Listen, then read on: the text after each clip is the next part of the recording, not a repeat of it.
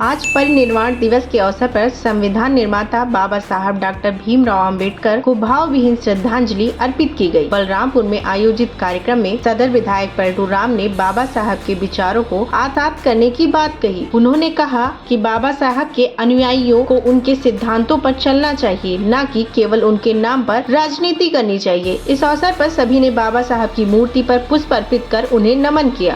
आज संविधान निर्माता परम पूज्य डॉक्टर बाबा साहब भीमराव अम्बेडकर के महापरिनिर्वाण दिवस के अवसर पर भारतीय जनता पार्टी के हमारे जिले के उपाध्यक्ष जयंत तिवारी जी, जिले के मंत्री हमारे तरुण जी, हमारे भारतीय जनता पार्टी के वरिष्ठ नेता राजा राम गौतम जी, हमारे नगर मंडल के मंडल अध्यक्ष गोपाल गुप्ता जी, हमारे सभासद संदीप मिश्रा जी और भारतीय जनता पार्टी के हमारे सभी वरिष्ठ नेता भी कार्यकर्ता हैं।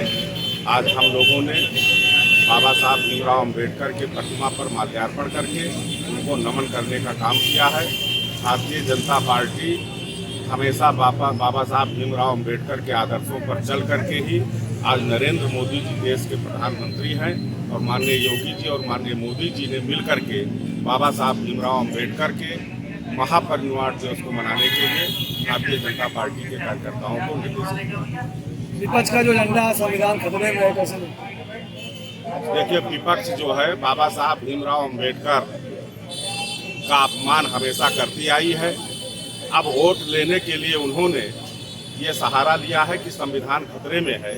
भारतीय जनता पार्टी ही एक ऐसी पार्टी है जिन्होंने बाबा साहब भीमराव अम्बेडकर के जन्म स्थान, जहां उन्होंने जन्म लिया, मध्य प्रदेश के इंदौर जनपद के महू छावनी नामक स्थान पर भारतीय जनता पार्टी ने ही बाबा साहब भीमराव अम्बेडकर के जन्म से लेकर के ऐसे 5 स्थलों तक, जहां उन्होंने शिक्षा दीक्षा ग्रहण किया, जहां उन्होंने अंतिम सांस लिया, नागपुर में जहां उन्होंने दीक्षा लिया, ऐसे 5 स्थानों को पंचतीर्थ के रूप में विकसित करके भारतीय जनता पार्टी ने बाबा साहब भीमराव अम्बेडकर और उनके मानने वाले लोगों का सम्मान करने का काम किया है।